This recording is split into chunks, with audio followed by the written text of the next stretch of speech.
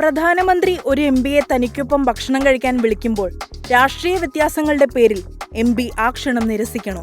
Parliament സമ്മേളനത്തിനിടെ പ്രധാനമന്ത്രിക്കൊപ്പം ഭക്ഷണം കഴിച്ച N.K.. Premachandran വിമർശിക്കപ്പെടുമ്പോൾ social media ചർച്ച ചെയ്യുന്ന പ്രധാന വിഷയമാണിത്.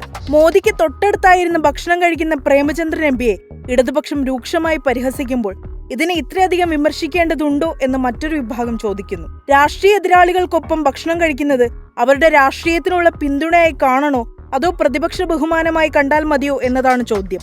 ഇതിനായി സോഷ്യൽ മീഡിയ ഓർത്തിരിക്കുന്ന ഒരു സംഭവം പറയാം. പരിക്കുപറ്റിയ ആശുപത്രിയിൽ ചികിത്സയിൽ കഴിഞ്ഞ് തന്നെ സന്ദർശിക്കാൻ കേന്ദ്രമന്ത്രി നിർമ്മല സീതാരാമൻ ആശുപത്രിയിലെത്തിയപ്പോൾ അതിനെ മര്യാദയുടെ ഉദാത്ത മാതൃകയായാണ് ശശി തരൂർ വിശേഷിപ്പിച്ചത്. രാഷ്ട്രീയ വ്യത്യാസങ്ങളുടെ സ്പേസ് നിലനിർത്തിക്കൊണ്ട് തന്നെ വ്യത്യസ്ത രാഷ്ട്രീയ ആശയങ്ങളിൽ വിശ്വസിക്കുന്നവർക്ക് ഒരുമിച്ച് ഭക്ഷണം കഴിക്കാനും സമയം പങ്കിടാനും സംസാരിക്കാനും കഴിയില്ലേ എന്ന ചർച്ച അന്നുണ്ടായിരുന്നതാണ്.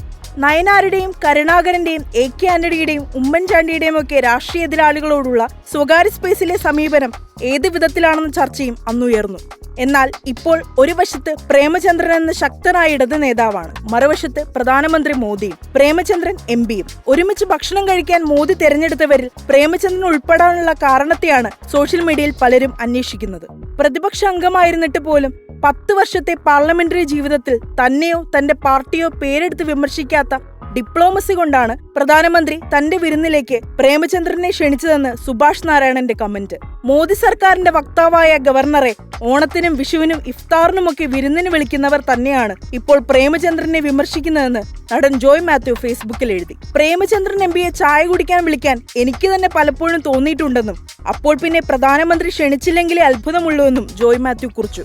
പ്രധാനമന്ത്രിക്കൊപ്പം ഭക്ഷണം കഴിച്ച പ്രേമചന്ദ്രൻ പൊതുസമൂഹത്തോട് മാപ്പ് പറയണമെന്ന് എളമരം കരീം വിമർശിച്ചിരുന്നു. എന്നാൽ BMS സമ്മേളനത്തിൽ പങ്കെടുത്ത് ചായ കുടിച്ച് വന്നിട്ടാണ് എളമരം കരീം തന്നെ സംഖ്യയെന്ന് വിളിക്കുന്നതെന്ന് പ്രേമചന്ദ്രൻ തിരിച്ചടിച്ചു.